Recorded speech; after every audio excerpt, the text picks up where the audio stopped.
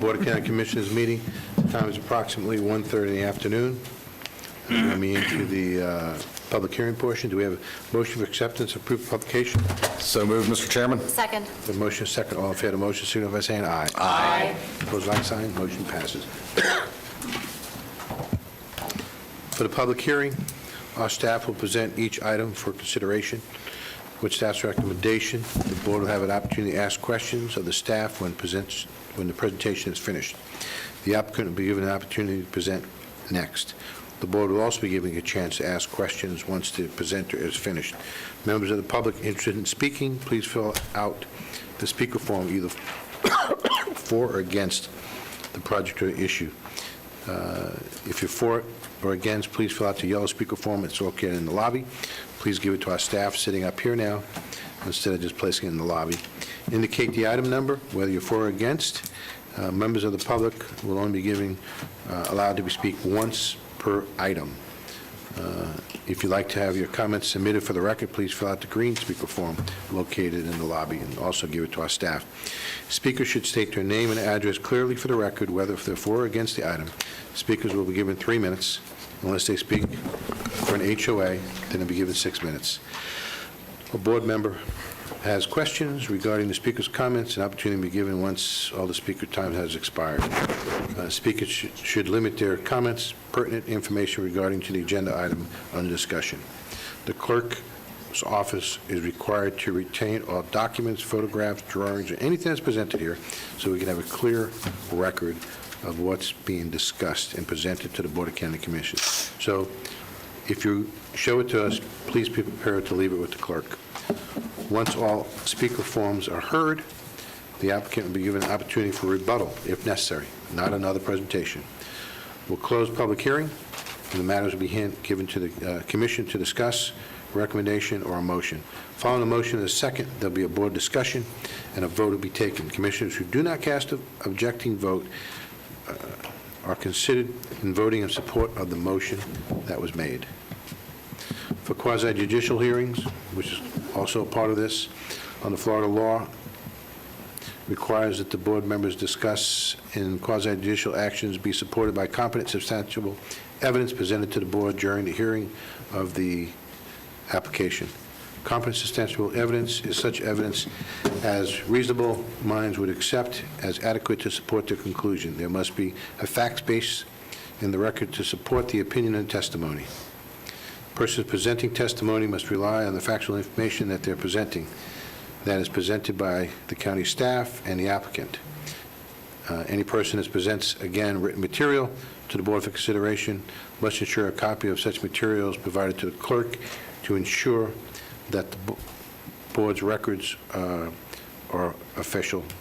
Has any commissioner received any oral or written communication regarding quasi-judicial items?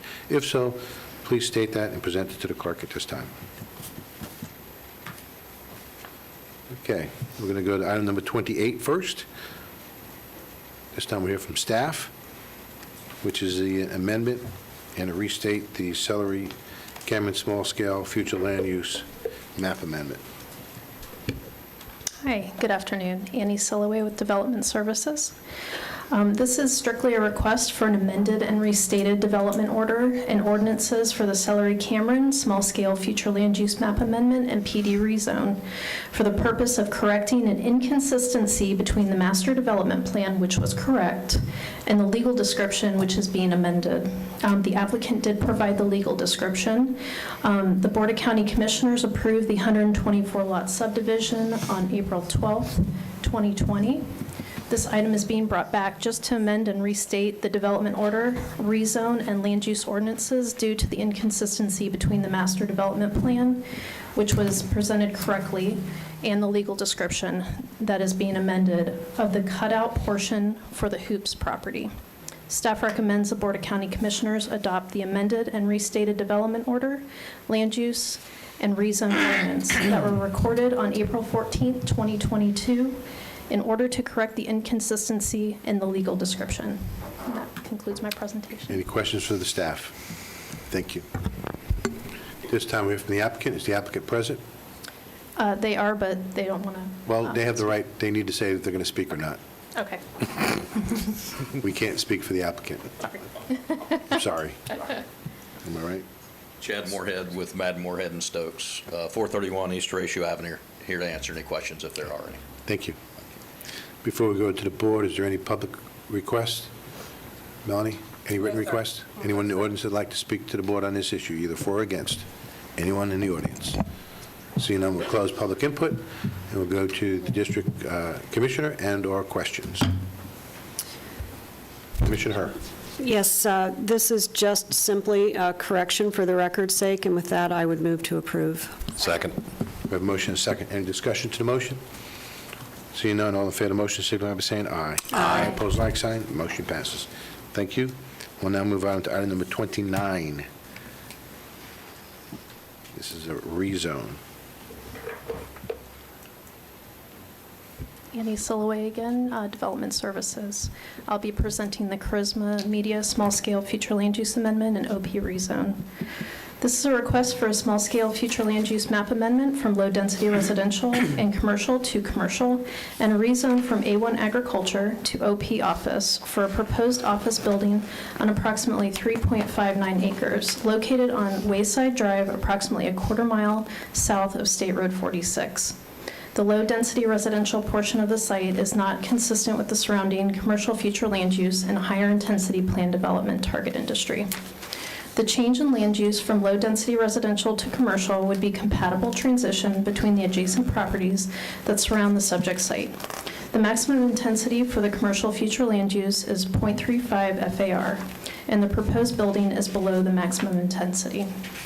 The proposed development will be required to meet the buffer requirements of Chapter 30, Part 67, and must provide 25% open space. A community meeting for this project was held on April 6, 2022. Approximately 2 people attended, and a community meeting minutes and sign-in sheet are attached in your agenda package.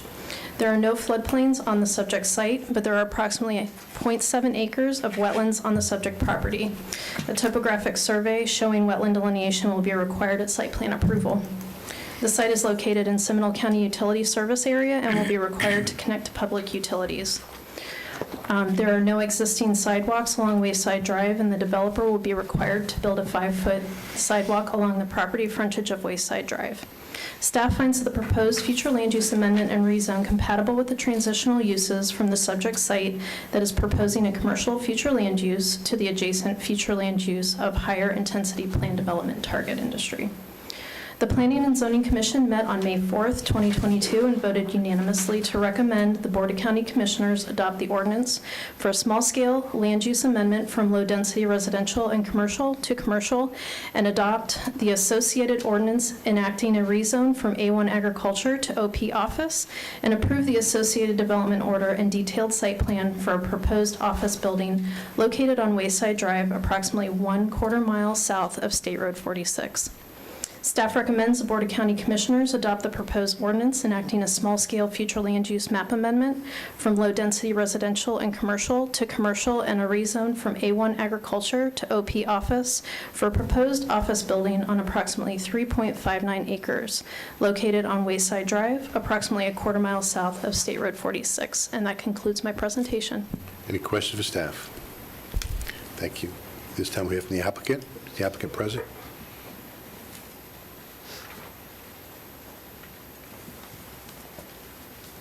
Good afternoon. My name is Michael Holbrook, Carnahan Proctor & Cross, 604 Cortlandt Street, Orlando, Florida, 32804. We concur with staff's recommendation. I'm here to answer any questions you might have, and thank you for your time. Thank you. Any questions for the applicant? Thank you. Any written requests to speak? No, sir. Okay, anyone in the audience that'd like to speak to the board at this time? Anyone for or against? Anyone in the audience? Seeing none, we'll close public input. Ask the board for direction. This is a District 5 item. District 5 again, we're big on the hit parade. I would move to approve as requested by staff. This aligns with the surrounding properties and aligns with the future intentions of the surrounding property owners. Second. Okay, we have a motion and a second. Any discussion? All in favor of the motion, signify by saying aye. Aye. Opposed, like sign. Motion passes. This time, move on to the next item, item number 30. 2022 capital improvement project Does it ever strike anybody interesting, when we hear the applicant come up and say, we concur with staff? You ever heard anybody say we don't concur with staff when it's... Yes, when they move to deny it, but there are not many of those. This time we have from staff, Keith. Good afternoon. For the record, Tyler Reed, Senior Planner with Development Services. I'm presenting the 2022 Capital Improvements Project Schedule Annual Update. The capital improvements element of the Seminole County Comprehensive Plan is required by the Community Planning Act, Chapter 163, Florida statutes, and is intended to enable implementation of the plan's goals, objectives, and policies. Each year, the adopted schedule of capital improvements is updated to ensure that the schedule matches the county's newly adopted fiscal year budget and the adopted 5-year capital improvements program. The proposed updated schedule of capital improvement program includes only those improvements previously reviewed and adopted by the Board of County Commissioners through the county's annual budget process. In 2011, the Florida legislature enacted legislation allowing the schedule of capital improvements to be updated by ordinance without amending the comprehensive plan. As required by the Seminole County Home Rule Charter, an economic impact statement is attached. Staff recommends the Board of County Commissioners to adopt the ordinance containing the 2022 Capital Improvements Project Schedule Annual Update for the Seminole County Comprehensive Plan. This concludes my presentation. Staff is available to answer any questions. Okay. Thank you. Questions from the board before we go to the public? Do you have any written requests? No, sir. Anyone in the audience would like to speak to the board on this issue? Anyone in the audience? We're going to close public input. We'll now ask for board direction since this is countywide.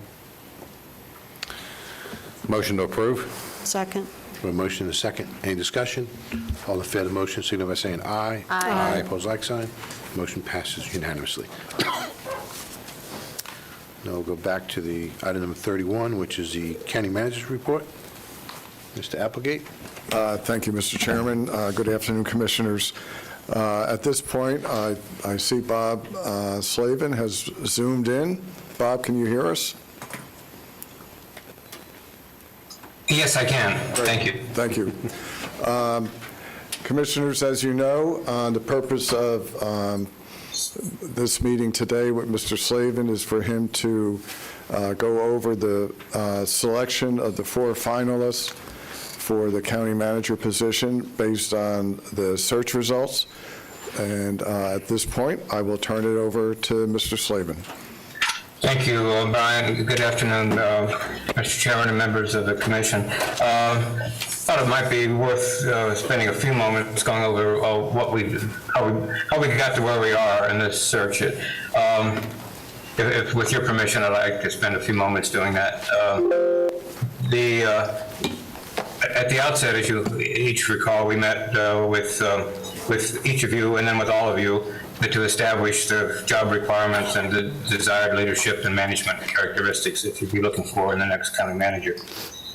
That resulted in a set of criteria being established and us taking that set of criteria to the market using a couple of techniques, one of them being a normal or kind of expected advertisement announcements and public public associations and in public documents, and the second being outreach, where we actually attempted to identify qualified potential candidates and reached out to them and asked them to apply. The announcements replaced a pretty substantial, it was a nationwide search. We did a comprehensive job. We replaced them with the International City County Management Association, National Association of Counties, Florida Association of Counties, the Florida League of Cities, GovernmentJobs.com, the Local Government Hispanic Network, League of Women in Government, and the National Forum for Black Public Administrators. And we renewed those some of those announcements as they expired, so that the process, as you know, is open until filled. We wanted to make sure that the announcement was still out. From that effort, we identified, and in addition to that, we went through primarily using ICMA's Who's Who. We went through all of the Florida, Georgia, North Carolina managers and assistants and managers and organizations slightly smaller than Seminole County and assistants in organizations that might be a little bit larger. That was, we did an extensive amount of work to decide who was there, who might be qualified, and who might be interested. And we contacted directly 69 of them, asked them to become candidates. And in addition to that, we contacted others to ask them for their help in finding candidates. Ultimately, we received 25 resumes. We narrowed the group to 6 well-qualified candidates who, based on the criteria, who we requested to complete a supplemental questionnaire and also requested for them to authorize us in writing to do background checks. 2 of the 6 withdrew, both of them do. One of them actually accepted a job, one of them to interview with another jurisdiction and did not want his name released here when in fact that was an active plot. He withdrew. Well, we're recommending 4 prospective finalist candidates to the commission. You have their background information, or you have their resume, supplemental questionnaire, a summary resume for each of them. First is Doc, in alpha order, is Doc Doherty, and he's currently the city manager of Garden City, Michigan, has been the Park and Rec Director for Hillsborough County in Florida, for Macon Bibb County in Georgia, he actually for a Park and Rec Commission where he was the Executive Director, and before that for a couple of other organizations, primarily in the leisure services business. But he's been manager and city manager in Garden City since 18, and worked for Hillsborough County for about 3 years, and for Macon Bibb County for 5 years. Second one is Steve Howard, who since 07 has been the county manager in a smaller county here in Georgia, where he has established himself as a very capable, well-respected, colleague here, a professional colleague here.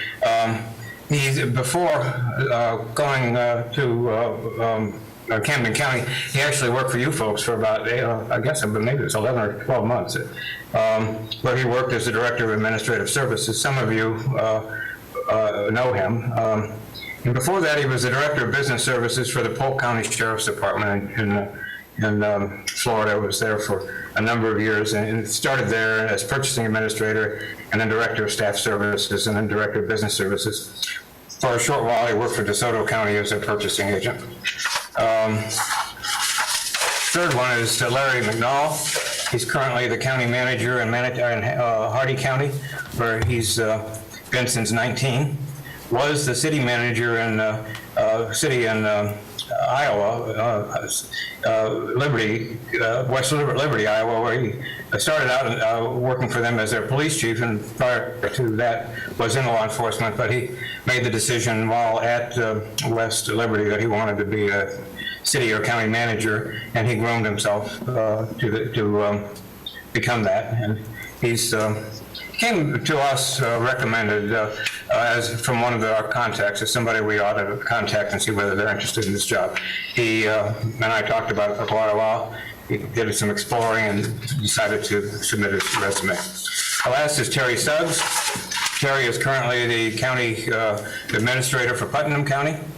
Prior to that, he was city manager for city of Palaco, which is where Putnam County is seated, and before that, he was city manager in Keystone Heights, Florida, and then before that, he was the public works supervisor for Alachua County. So he does have Florida County experience and municipal experience.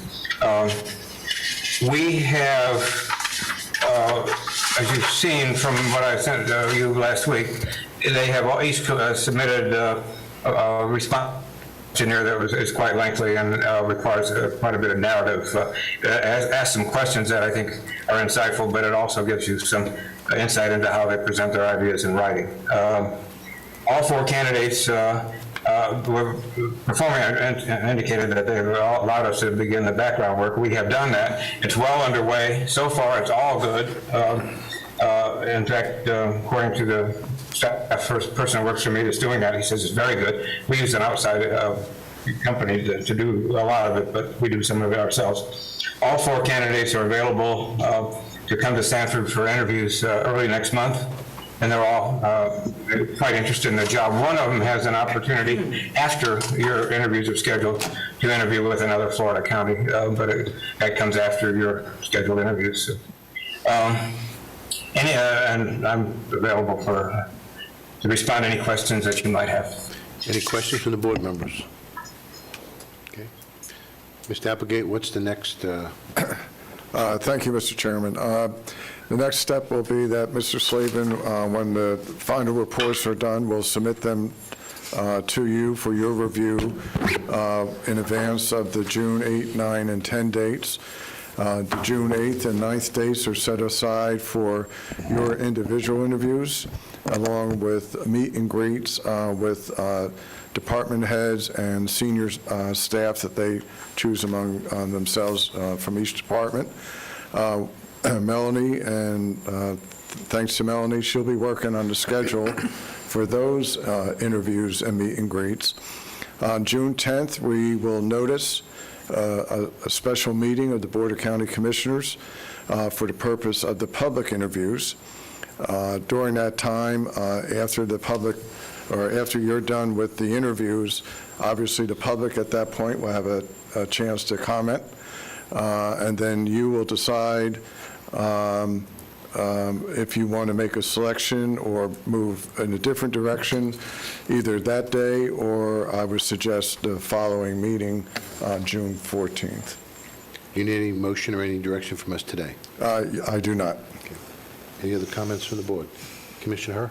I just need a couple points of clarification. So when you referenced that final reports will be coming to us, can you give us more clarity around that? I see 2 heads nodding. There's 3 heads nodding, too, on the screens, and Well, one in the I'll middle. turn that over to Bob Slavin. The final report will contain the information you already have, but it'll also contain summary background information. We don't quote references, but we'll tell you who we talked to and basically summarize what they've said. So that'll be in there. There'll be rating sheets. There'll be some sample, I'm hesitant to call them recommended questions. They're sample questions. I don't feel comfortable scripting you folks in terms of asking questions to city county manager candidates, but I will give you some suggestions as to questions that are designed to get people to talk rather than to answer yes or no questions. There'll be, if I didn't mention this, there'll be rating sheets. There'll be a form, and 2 forms in the back, one of them for you folks to rank the candidates individually, and another one for those rankings to be tallied and for the purpose of coming up with the rankings that reflect the tally, each of your rankings added up, divided by 5, and it's not a scientific way of choosing a manager, but at least gives you some idea. We'll give you some idea as to which of those candidates are on the top of a list and which are not as much of an interest to you. So I guess one of the purposes of it is to allow you to focus on those that the commission is most interested in. It'll also give you a list of questions you cannot ask or shouldn't ask because they're illegal. I'll be there to help you. As you may recall, those of you who were on the commission the last time, during that round robin process that'll take place with each of you and each of the candidates, I have been scheduled for a time to talk with each of you. And the purpose of that is to have that one-on-one time with each of you to answer any questions you might have that might be tough or not appropriate to respond to publicly. So that's the process. You'll get that report enough ahead of time so that you're not having to digest it in a couple hours. You'll have a few days ahead of time. Thank you, Bob. Commissioner Herr? So in that report is the deep dive on background that was part of the RFP. Yes. You'll get the, yes, it has that, and that was part of, the information you have now does not contain that. That's one of the things that the report will contain. And then blank forms for a scoring system and sample questions and questions not to ask. So from my perspective, a couple days in advance is not enough. Bob, how soon can you get those to the commissioners? The background work isn't finished yet, but at least a week ahead of time. Will that work for you? I'm going to tell you that's a no for me, but I'd love to hear other Let's perspectives. pose the question is, how much time do you think we all need? I'd say at least a week and a half to 2 weeks. Okay. With the full reports in front of us. I quite frankly thought that what I was getting the other day would have been full report.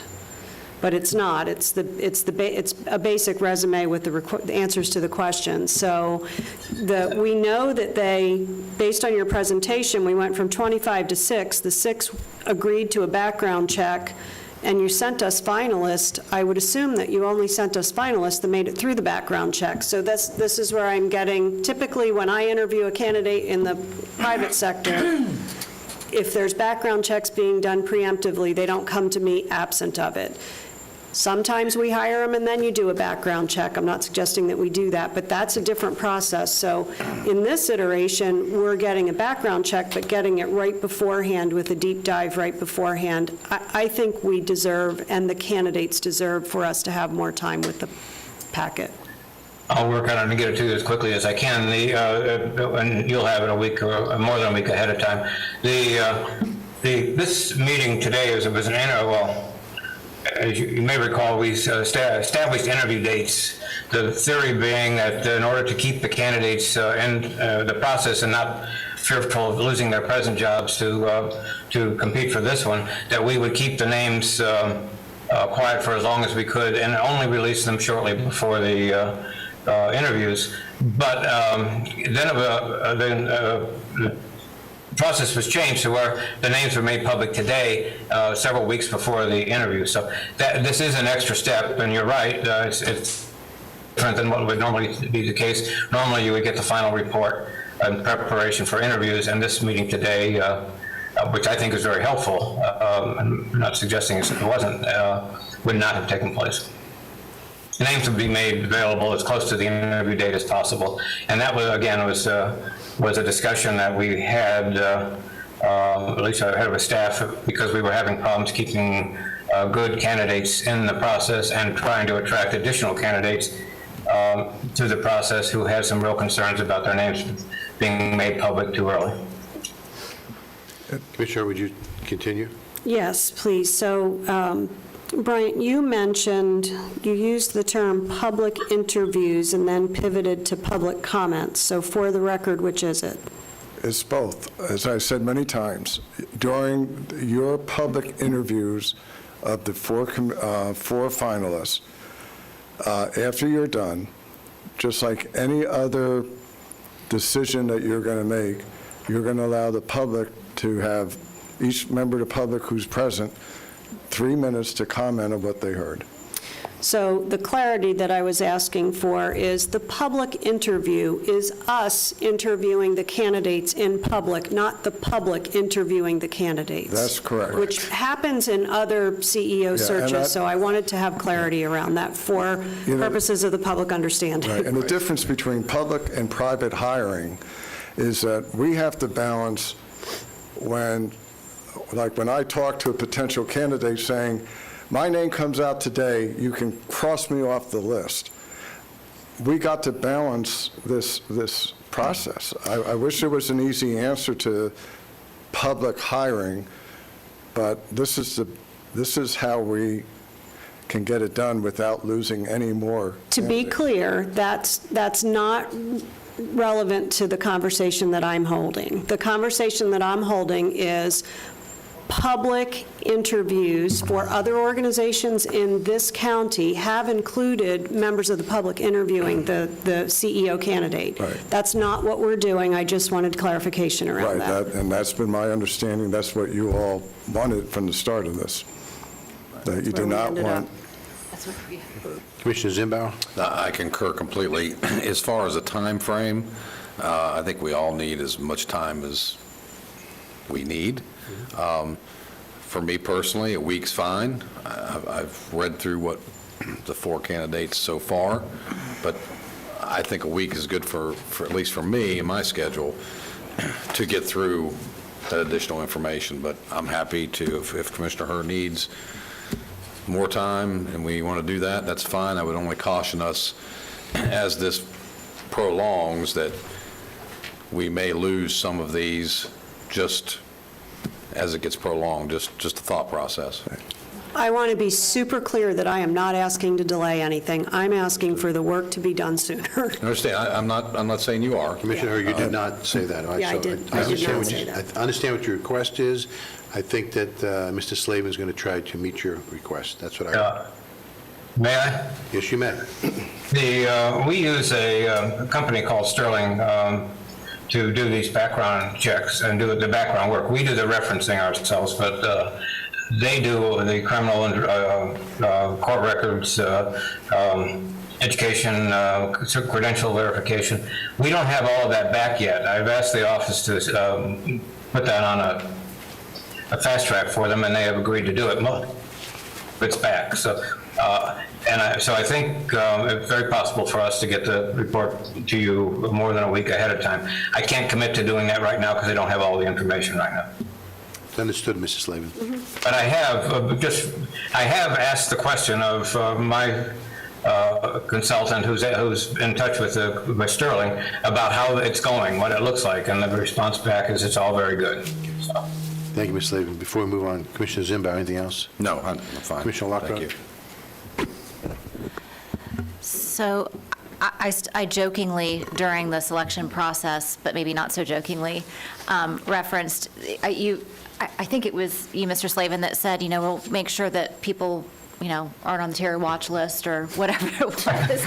And I said, great, let's make sure that we get the terrorists off the list early on in the process. And that was my really bad attempt at humor at conveying that I wanted to know that all of the background work was done prior to bringing us the name. So I understand now that that's not what's happened, and I understand the explanation for it, I think. But does the search that Sterling is doing, does it include a social media search as well? Yes, it does, and sometimes that doesn't happen, and I'm glad you asked the question. I specifically asked our consultant to make sure they include that. I will remind them that they're supposed to be doing that. That's part of what we pay them to do, but it doesn't always happen unless we remind them. Well, then and in this maybe case, we Sterling's specifically not asked them, one and to I'll do make the sure it's job. being done.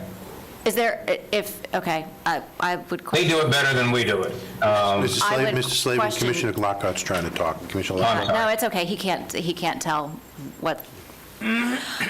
It would stress me out to use a consultant for my business that I had to remind to do their job. That's just me. So I think you have committed to us that you are bringing people who are, who check the box in terms of the qualifications that we set. Correct? That's really what That's you're right. bringing to us. They meet the qualifications. And it's going to be the responsibility of the 5 of us to determine whether any of them or which of them is the best fit for this organization to be the leader for this organization. Not that whether they are qualified or are, we're going to move forward with the assumption that all of them meet the qualifications, and then we get to determine whether or not they're the right person for this organization. I just want to make Yeah. sure that. That's my expectation. Right. So we're not, my questions and my hesitation and my sarcasm is not because I would am implying that you're bringing anyone forward that's not qualified. That's not what I'm implying. I just, there's a lot that goes into an executive search like this, as you know, and because there are other organizations in this county who have done this, and we've seen what those searches look like, there's already an expectation, I think, at least in my mind, of what this could and should look like, and so I'm a little frustrated, but maybe that's just me. I may have misspoken a moment ago about Sterling. I have not seen that form for a long time. There are boxes that we check, and there's some things that are standard, and there's some boxes that we check. The social media thing may be one of those boxes that we check. I specifically asked that it be checked, and that social media search take place. When I said I want to make sure that happened, it does not always happen, and we probably don't always order it. Got it. So are there any other, if I may, are there any other boxes on that piece of paper that we might want to review and make sure that we all agree that they should be checked? Because, can you maybe share with us the piece of paper and the boxes, and we can? It's online, and I'm not sure I can because we are under a legal contract. The form may be available, and if it is, I'll make it available to you. What they do for us, we're under contract to keep that information and the relationship between us and that company as private as possible. We can share the information with our clients, but it's all information that's protected, a lot of it protected by federal law. So I think the form ought to be available, and I'll get it for you. The only place I've seen it is online.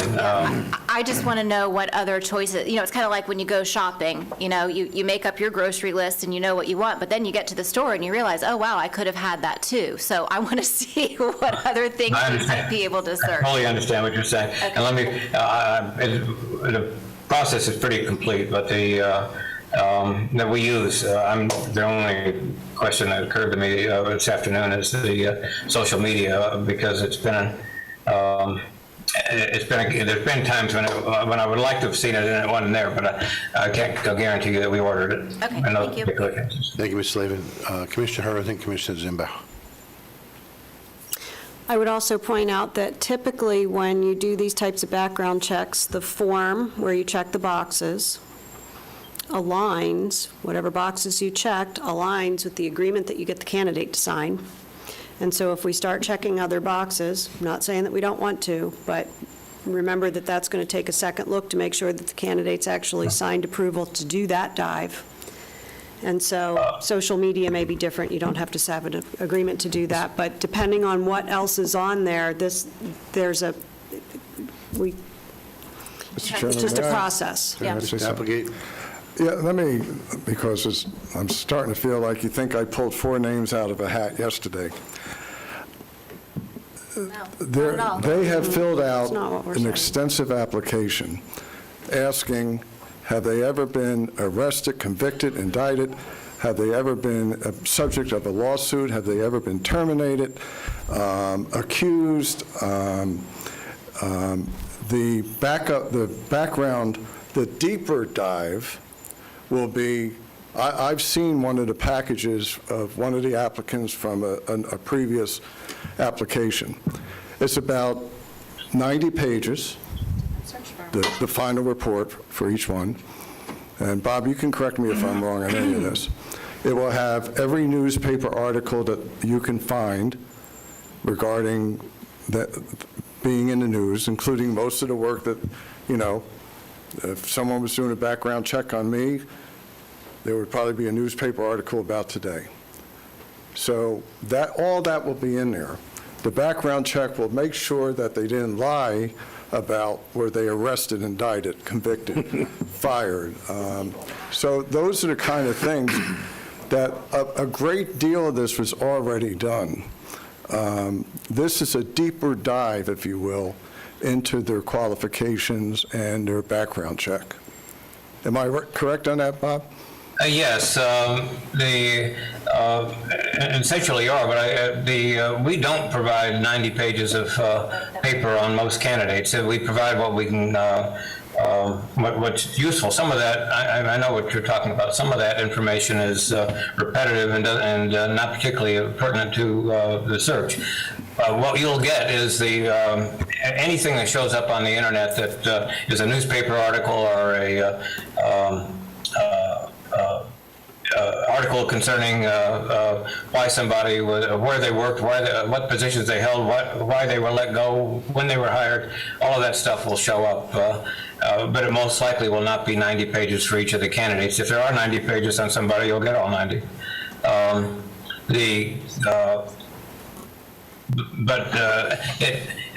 And the other thing that I wanted to comment about is that the authorization form that the candidates sign authorizing us to do the background work is a fairly simple form that is not directly tied to the form that Sterling sees. They don't. We tell the candidates we want to do background work, and we ask them if we can do references. We ask them for references. We don't tell them that those are the only references we're going to check with. We purposely don't tell them that, but we don't tell them that we will go beyond that. They sign that and send it back to us, and they do that electronically. That authorizes us to go to Sterling and say, okay, we've been authorized to by the candidate in writing to do the background work. They being Sterling, are very, very concerned about federal law. That form is acceptable to them, and from that we can go ahead and do the background work, and we are not limited to anything.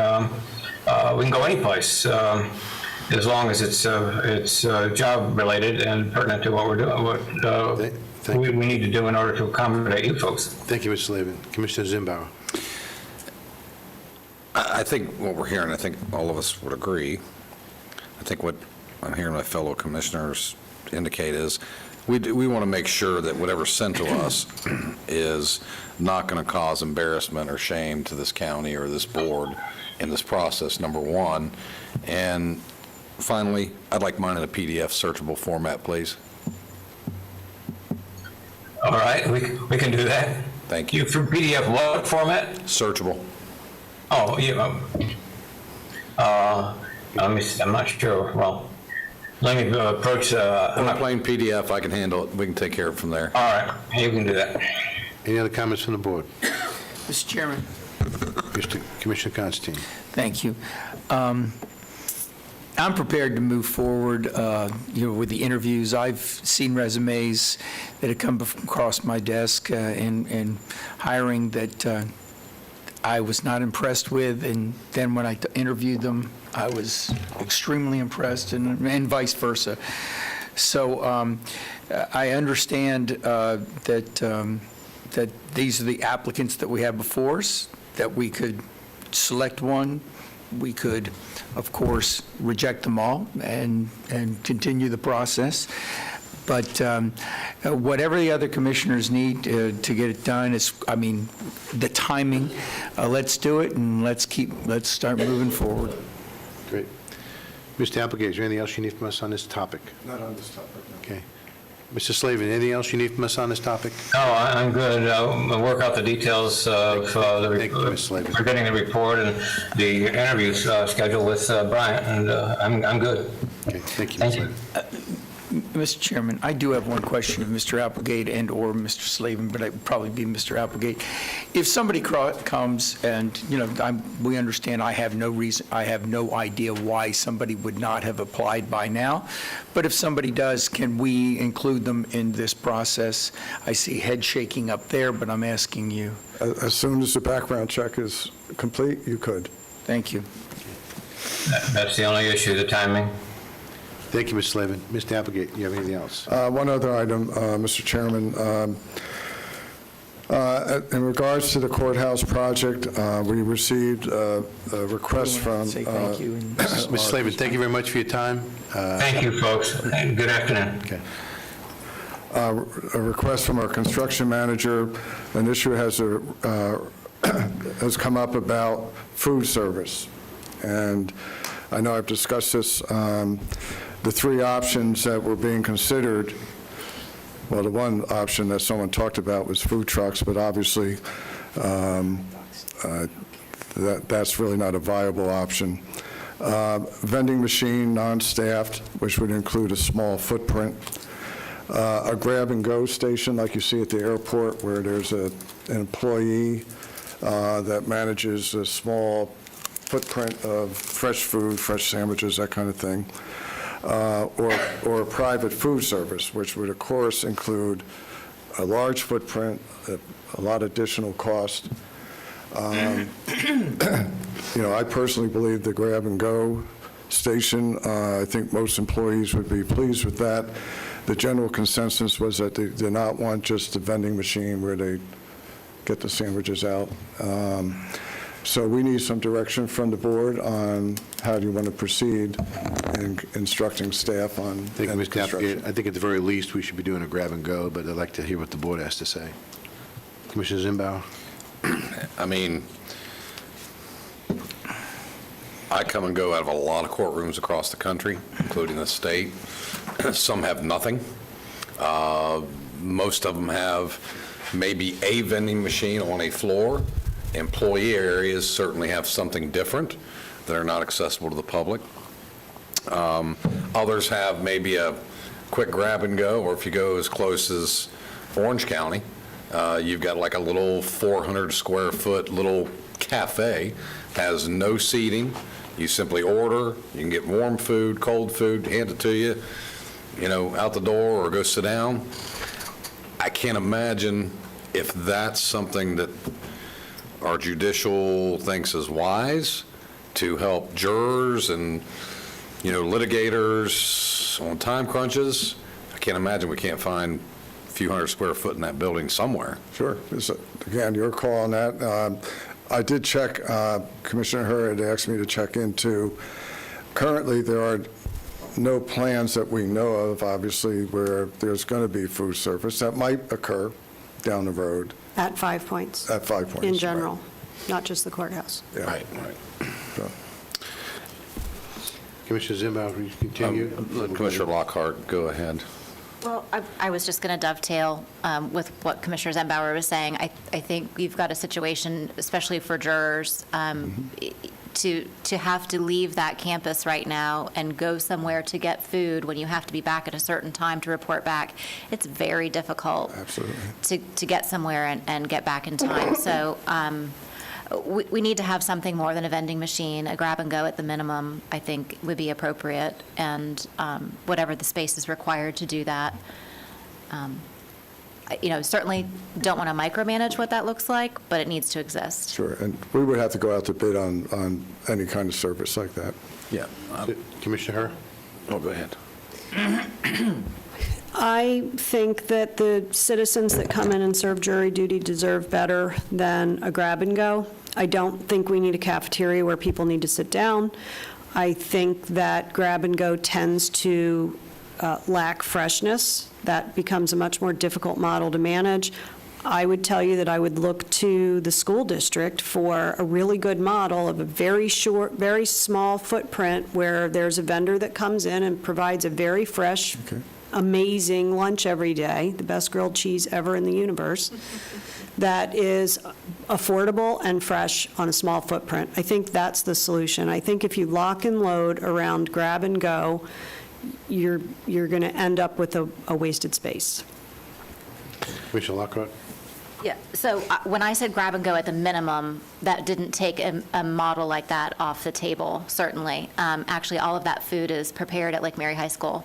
Brought in. Right behind 5 Points, because that's where the largest commercial kitchen is. Okay. But it is an amazing little cafeteria, cafe-ish thing at the school board office that would be something for everyone to look at to see if that would be appropriate.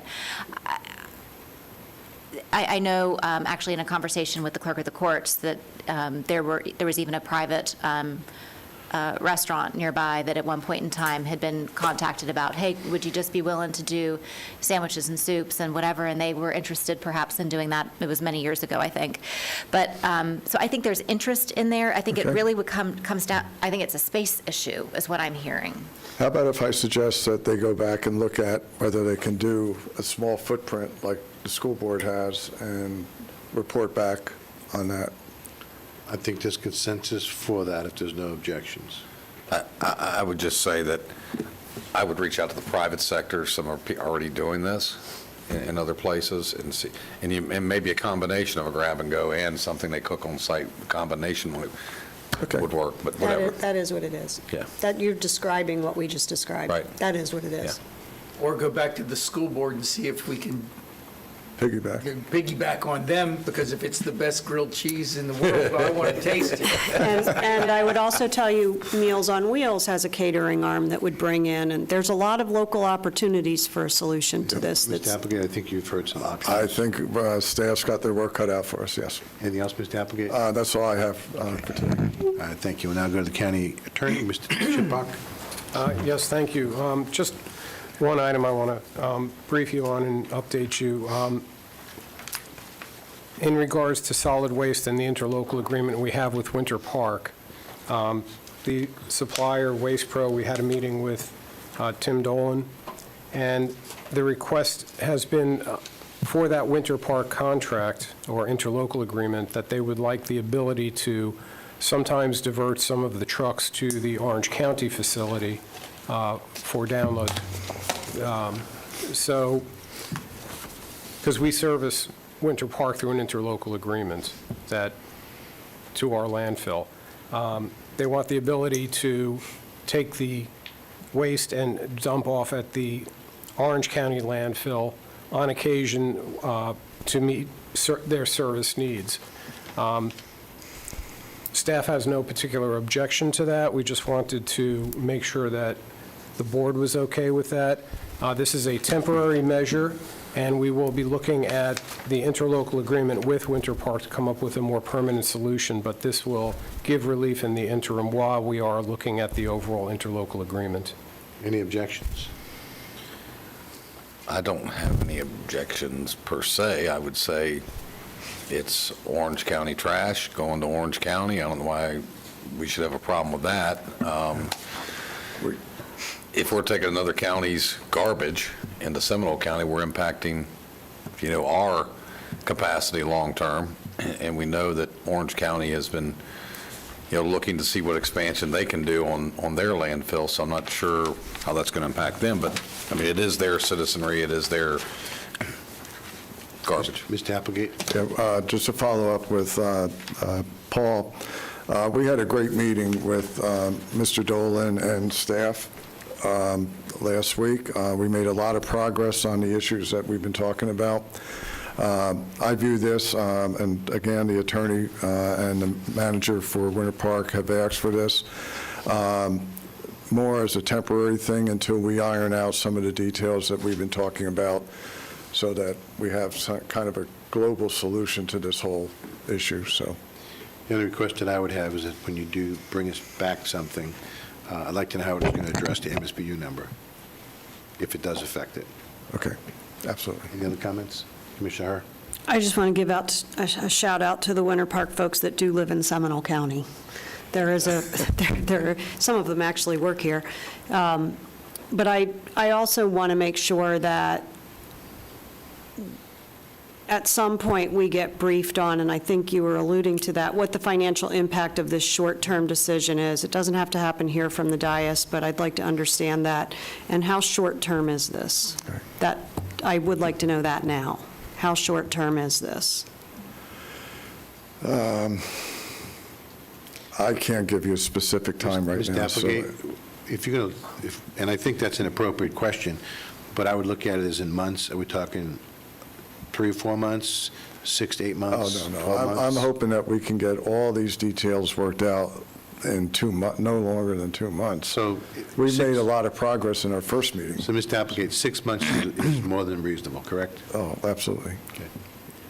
So I'm just going to follow up and say, I don't know that 6 months is reasonable for the client, because at this point, I think Winter Park's a client. They are using our services and paying us to do so, right? So I think the timeline needs to be spelled out for them, for us, and for the board. Maybe today's not the day to do that, but, so something less than 6 months, I think that was fair, Chairman, and if we Well, can my ratchet goal that is- into a real number, that would be great. I can structure it as not to exceed 6 months, and if looks like we don't have agreement on the interlocal agreement at that time, we'll bring it back for further action by this board.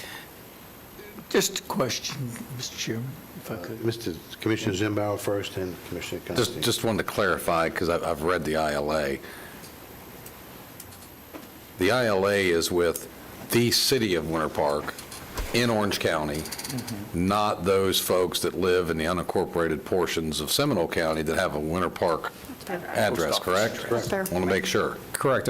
To clarify, this... I appreciate It that. is with the city of Trying to Winter make sure. Park in Orange County. Yes, that's what we're Okay. talking about. Commissioner Constantine? Thank you. And the reason for this from the beginning was the fact that we had the space and our location was closer than Orange County's. So the fact of the matter is, this is a matter of convenience for the vendor, not for the city, or either city, Winter Park or Maitland, both of which have contracts with us. So this is basically for the vendor, correct? Correct. We inherited a number of issues in regards to, No, it's not for the vendor? I think this is a result of the issues with the floor and the fire pump with the floor. This is convenient to us. This is not Right. that the landfill can't take the fill. Right. This is that we can't offload it from the floor. That's what I was saying, the So we're vendor. diverting the vendor, Right. which has historically not been the case. But the So vendor wants to be diverted. He's asking for it. because of our inability to Right. do it the way we've always been doing it. Correct. Mr. So- Applegate, can you continue? We're having a debate. We're having fun.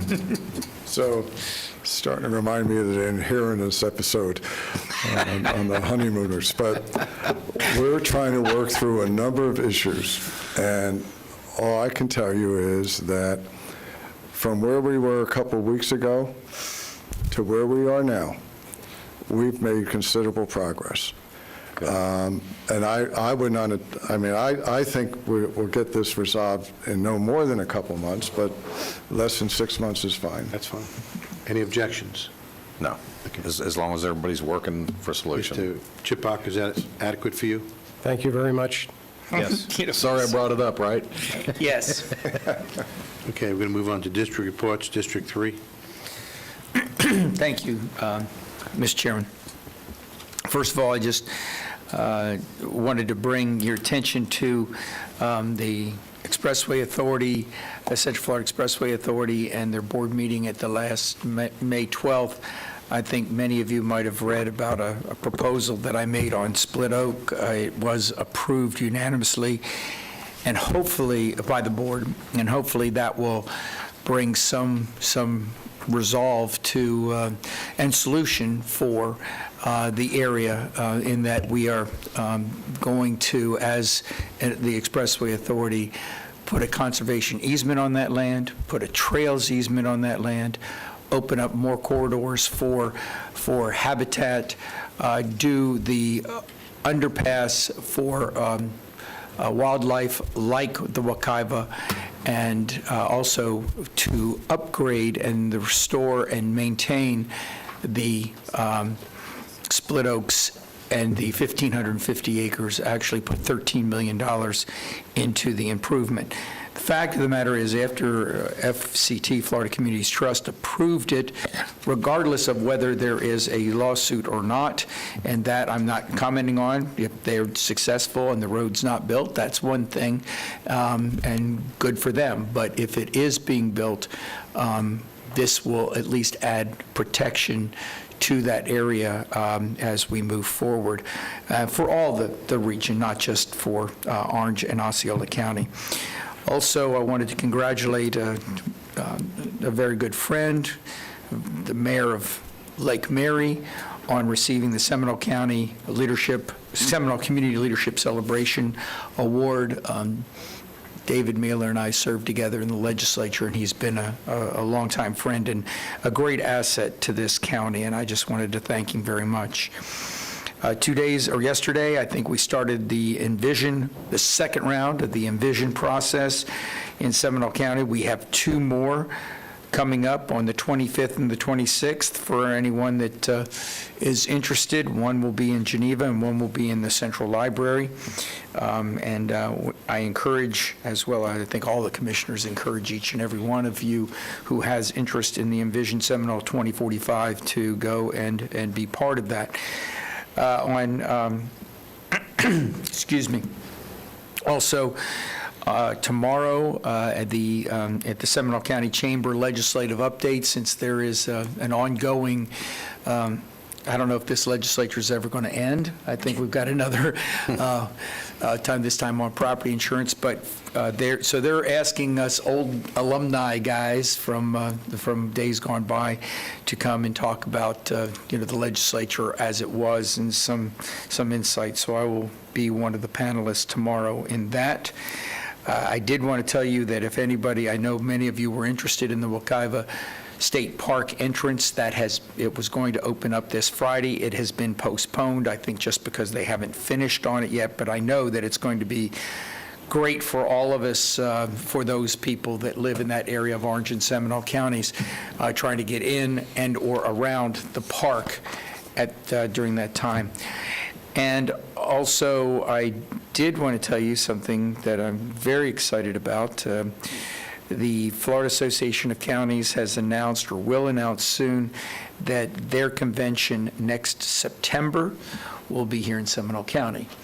They looked at all the hotels that could possibly host it, and they have selected the Lake Mary Marriott as a location for that. That usually brings in something like 300 folks. So the Lake Mary Marriott also has some other location, or has hotels surrounding it that could also take the backup.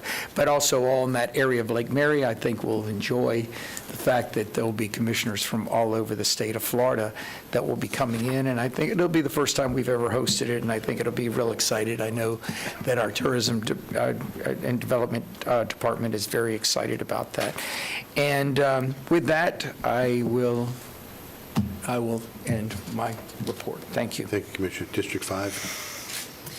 So sometimes I get the giggles at inappropriate times, I'm just going to own it, but the thought of the community being excited about 300 politicians coming to town just caused me to laugh, so.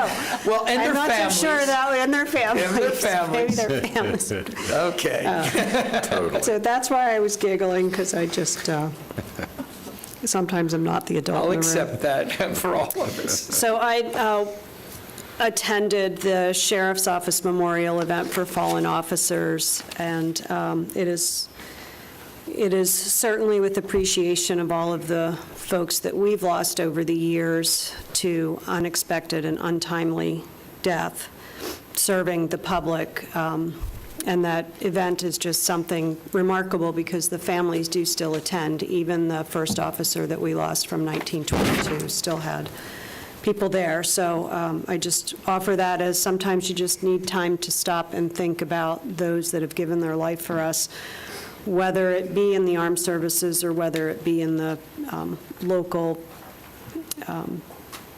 responders, first responders that save others' lives every day. I do have a notification that I think was shared with staff, but for purposes of the board knowing, there is an FDOT plan to take some land from the Seminole County Port Authority. There are discussions going on. It came up in the board meeting. I asked Attorney Coover to send over the information to our legal staff. I do know that that has happened, so that we are at least as involved as we want to be. There is an easement. We have an easement on that piece of property as well, so I suspect it may be a little more complicated than they may have been thinking it was. So that's in play. Some other good news, Rescue Outreach Mission so far this year has moved 48 people from homelessness to stable housing. Last year, full year, we were at 70, so we're on pace to lap that by about 50% roughly. The goal is 100 this year. I think we'll meet or exceed that. At the time of this report, we had 85 guests, 19 of which were children, staying at the Rescue Outreach Mission. And with that, that is my report. Thank you, Commissioner. District 2. So, with great sadness, many of you may know that Mr. Bill Nygren passed away this past week, who was the individual who donated the buggies collection to Seminole County.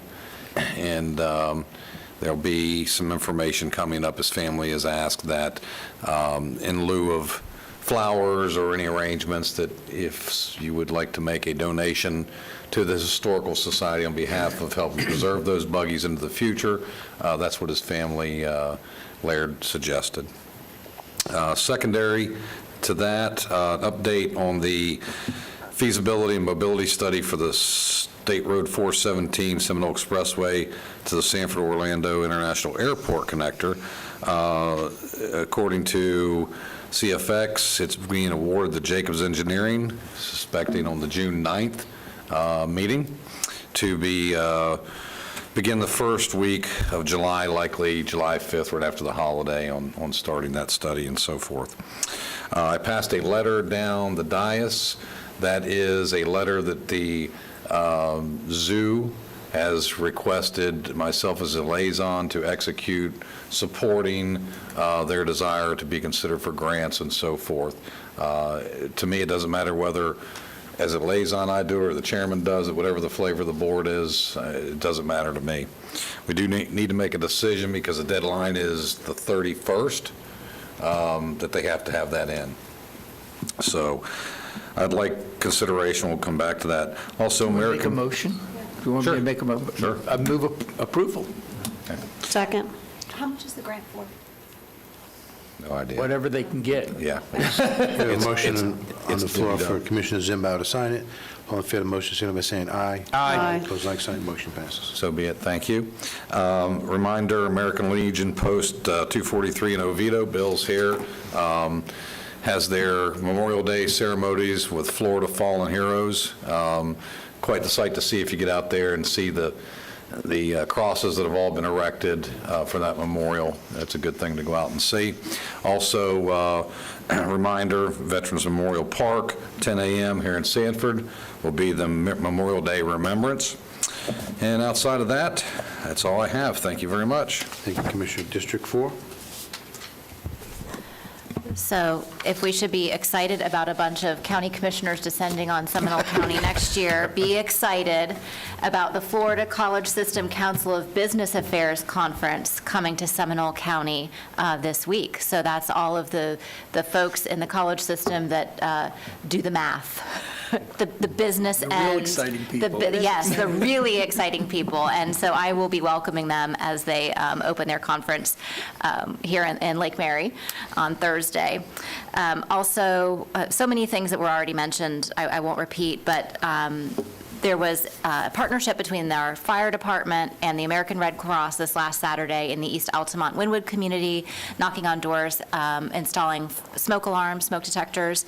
Over 550 homes were approached, and so it's just a great partnership, and hopefully lives saved eventually through that effort. Then also, still in the Wynwood East Altamont community, the Be a Light Foundation is having a graduation bash at the Wynwood Park, and it's for all eligible students, whether you're graduating from pre-kindergarten or high school. They're having a celebration for students in that community who have graduated. That's June 4th at 11 a.m. And then Monday, of course, we all know is Memorial Day. We had the resolution for that this morning, or proclamation, and there's so many events. I'm sure Mr. Hyde is going to be reminding us of the opportunities that he has to share with us, but I will be at the City of Sanford at 10 o'clock at the Memorial Jetty. So that's all I have. Thank you, Commissioner. In my report, I would like to say, I'd like to thank Sharon Gamm. Her last day of employment here in Seminole County is May 27th. She's been very involved with the HR department and wellness, and I want to thank her for all the things that she's done for this county and for all our staff people. So wish her well in her future endeavors. And then I want to give a reminder for our schedule on June the 14th. I know this has been put out to all the board members, but the BCC meeting will start at 9:30. It'll go to 12, which is noon, for the morning session. Then I'll have the consent agenda presentations. I have a quick update on the Rosenwald study, and also district reports in the morning. Lunch will be from 12 to 1. Public hearings will be from 1 to 2:30. We'll take a break at 2:30 to 4:45, from 2:30 to 2:45, excuse me. And then at 2:45 to 5 PM, we're going to have the evaluation, appraisal report, and visioning work session. I want to make sure everybody's aware of that in case there's any issues. I know it's on all our calendars. With that, I'd like to just ask the county manager, county attorney, any updates on anything? Nothing to report right now. Nothing here either. Okay. If I could ask y'all to pass the letter back down there so I don't get lost, please, thank you.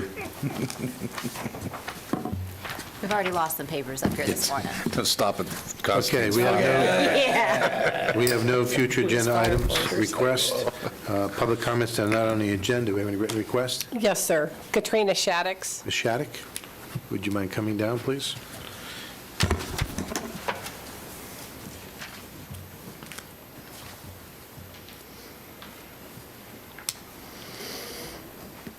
Excuse the way I look. I came straight from the horse property feeding horses. I'm getting ready to go back out there. So I knocked off my boots before I came in. Katrina Shaddix, Executive Director, Bear Warriors United, 3287 Highway, County Road 426, Geneva, Florida, 32732. Regarding the zoo, I have offered to provide bear care packages for people who visit the bear exhibit. Thank you. And where they are educated on securing their trash. A lot of people call me right after they visit the zoo and tell me that they can't afford the bear-proof trash cans. So I'm more than happy to provide the bear care packages so they can take them from there instead of them having to call me and me having to drive around and Sure. spend money on. So whatever they need, we can Thank you. provide. And Commissioner Zimbauer, I was wondering if you had an update on the Geneva Bubble Task Force being abolished. I knew you were working on that with Representative Smith, and we're really interested in two things: finding out who requested that the dissolution of the Geneva Bubble Task Force be included in CSHB 7039 of the 2020 state legislative session, and then also wondering how soon a new Geneva Bubble Task Force can be appointed, since we are experiencing a water crisis in Seminole County and throughout the state, actually, with all the chemical and sewage pollution, algal blooms, and total ecosystem collapses of the Indian River Lagoon. I think a task force should consist of reps, obviously, from the state and county, NGOs, no less than 4 Geneva residents willing to conduct monthly water quality assessments, if that can be So possible. if that's a question, that was brought up, I'm I'd asking. be more than happy to address it, Commissioner. Go right ahead. Ms. Shattuck, if you don't mind. I've been working with staff. I know Melanie has the schedule. We are going to be putting that, it is on the schedule for the board. It is. Just that we hasn't come up at this point. Melanie, when is it on the It schedule? is scheduled for July 26th. Okay. Talk about the task force? No, Awesome. yes, and Claire Muirhead, the regional water coordinator, will be the one presenting. And I know that you've been working hard, as well as staff, to try to make sure we have the right person here to Yep. discuss it. That's the only reason why I want to ask staff, Oh, because they've that's been working great. with them. We've been discussing it. Oh, wonderful. Thank you. Appreciate that. All right. And just for the record, is one of the things that Commissioner Zimbauer requested. Oh, good. Thank you. Yes, Commissioner Zimbauer? I met with St. John's Water Management and Senator Broder on those issues. Had background work done from both entities, which supplied, and then they're going to come forward and give a presentation. Okay, great. Is that going to be in the morning or an afternoon? It'll be in the morning. In the morning, July 26th? Okay, awesome. Thank you. If that changes, we will let you know. Okay, thanks. Thank you. I'll keep an eye out for it. Let's see. Also, so speaking of water crises, there was a contract this morning that was approved for a concrete company to do the aquatic plant managing. I found that to be a little odd, but I looked through the paperwork and the attached documents, and I wanted to confirm that that company will be using herbicide chemicals.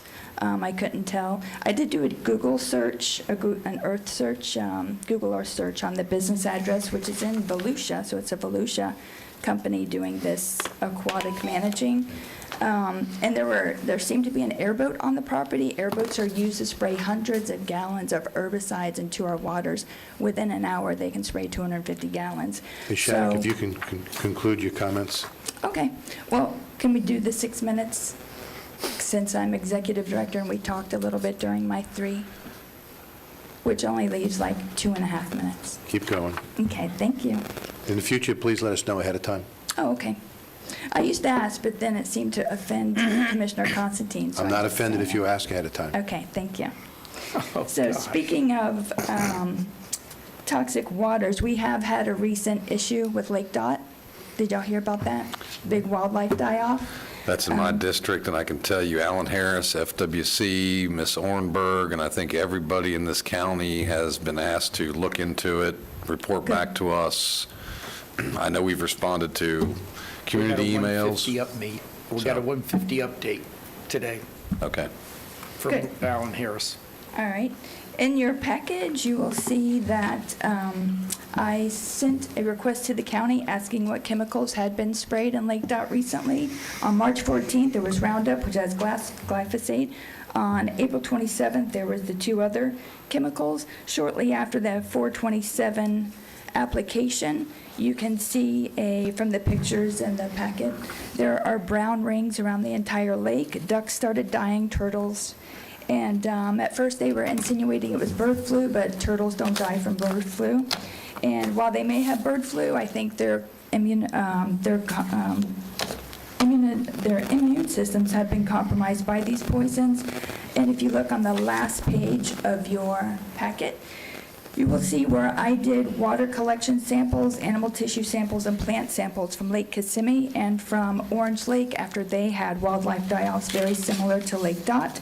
You will see that they came back with high levels of bromides and as well as diquat, and that is a deadly combination that has been killing bald eagles for 30 years.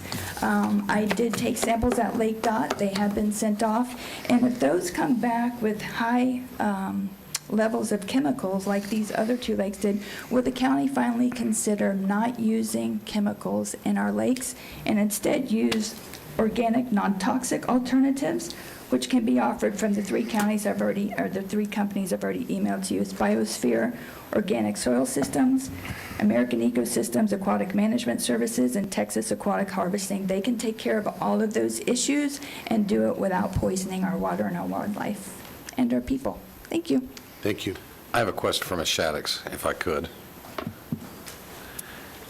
I saw something FWC is looking to hire people to assist with bear encounters. Do you know anything about that? Yes, that's the bear contract team, and when the FWC gets calls for people complaining about bears being in their trash or an injured bear, when the biologist and the law enforcement, FWC law enforcement, are busy, they call someone from their bear management team or their bear contractor team.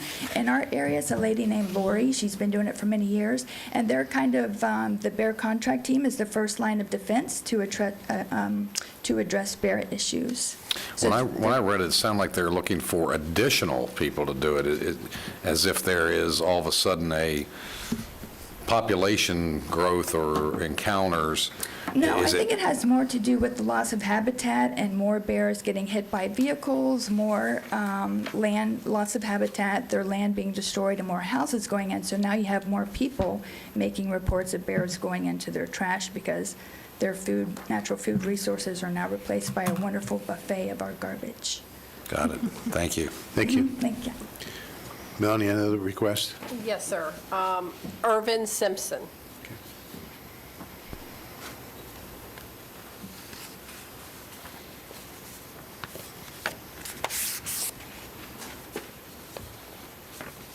Ms. Simpson, are you representing a group or yourself? A little bit of both. Will 3 minutes be adequate? Yes, sir. Okay, thank you. Good afternoon, Irvin Simpson. I live at 2091 South Ronald Reagan Boulevard. I'm the president of East Altamont Association. A couple of things. Number one, to the Commissioner, Amy Lockhart, the fire detection installation, that was a great program. A lot of comments, a lot of calls. I got a lot of calls at first from a lot of people that didn't get the notification on who are these strange people knocking on my door. So I got out and I went over and I found out and I said, hey, relax, they're trying to give you something free that's probably will save your life. That was good. Second thing is, I got rafters on my bathroom, so I appreciate the effort that's being made to meet that deadline in June. So I got rafters on my bathroom. At the same time, while I was at the park, there was a big request that the people that utilize the Boys and Girls Club, they really would like that park to be taken a look at. It needs to be upgraded.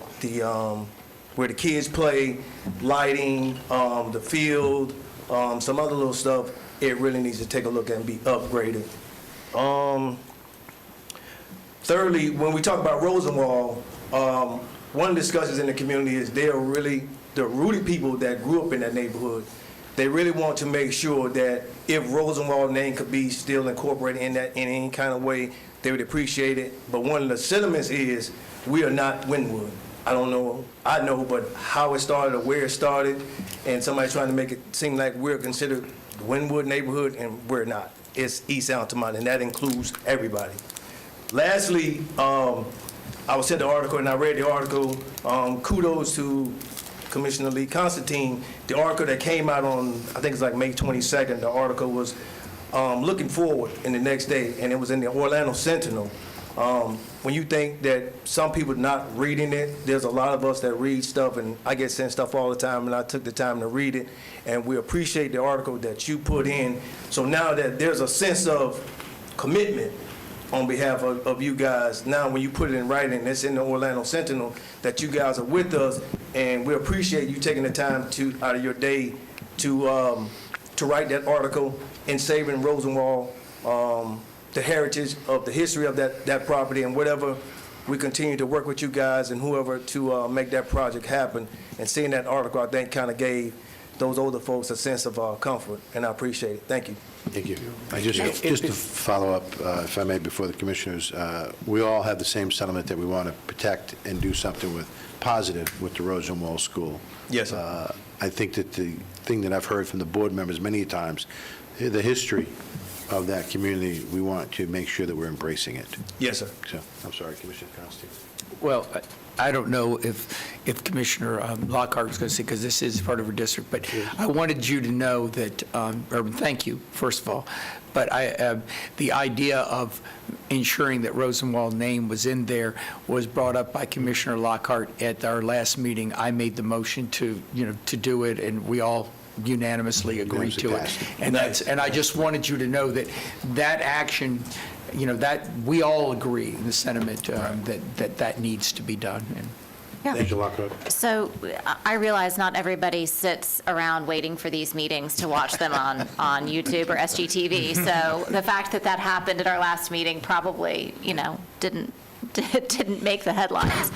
But actually, Julius Rosenwald's grandson reached out to my office and specifically made the request that somehow his name continue to stay, and I brought that to the board, and they obviously unanimously jumped on that opportunity. So that vote's done.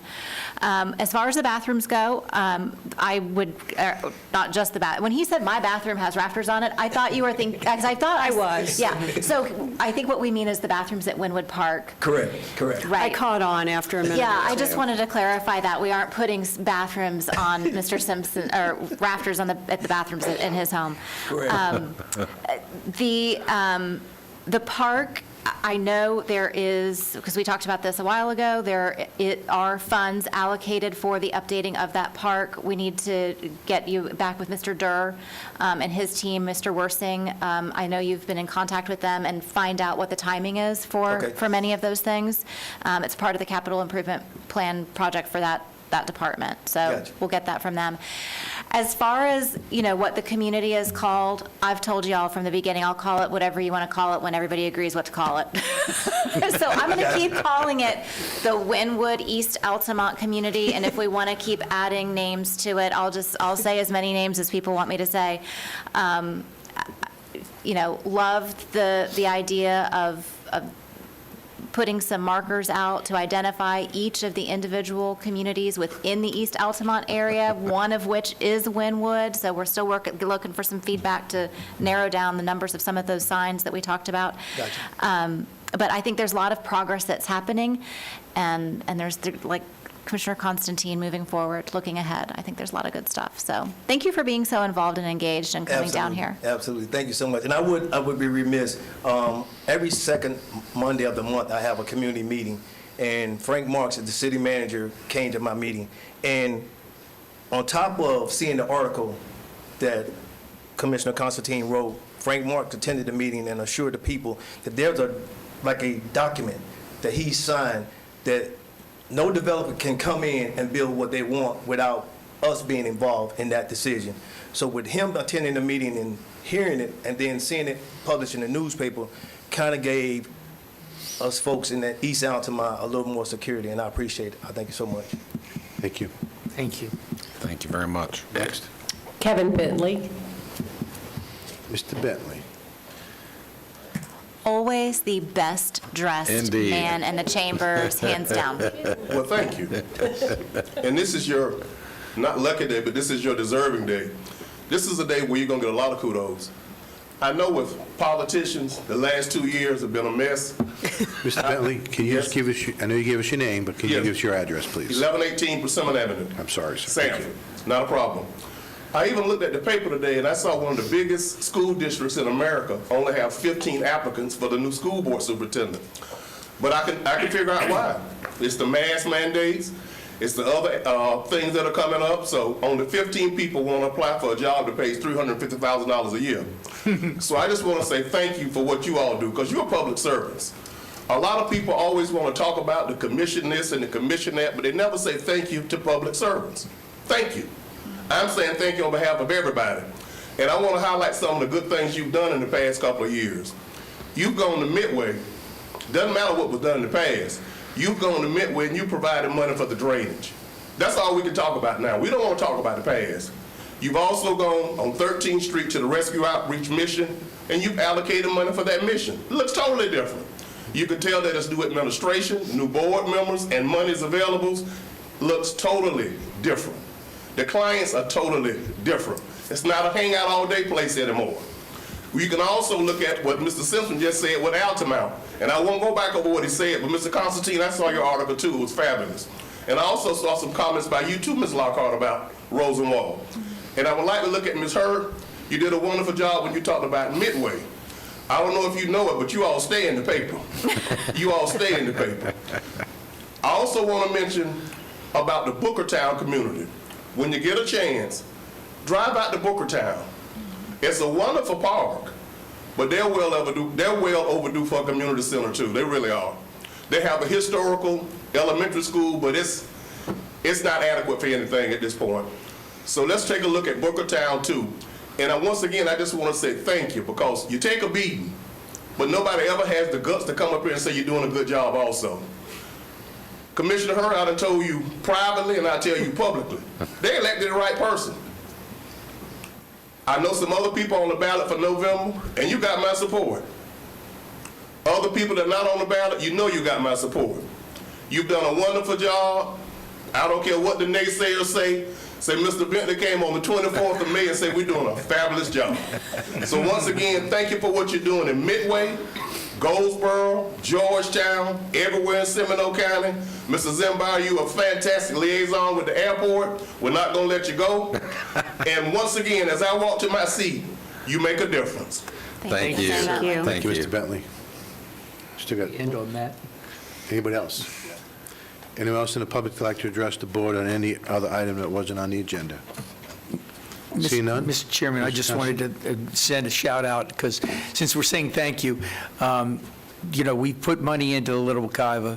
The state has put money into a study, and yesterday, as we all know, the federal government with Congressman Murphy put in another $688,000. And I know so many people in Seminole County and Central Florida, it's so important that we find a way to revitalize and improve forever, as long as we can, that particular river, because it goes into the Wekiva, which goes into the St. Johns, and it's so vitally important for our ecosystem. So thank you very much. Thank you. Anyone else? Seeing none, this meeting is now adjourned. Thank you.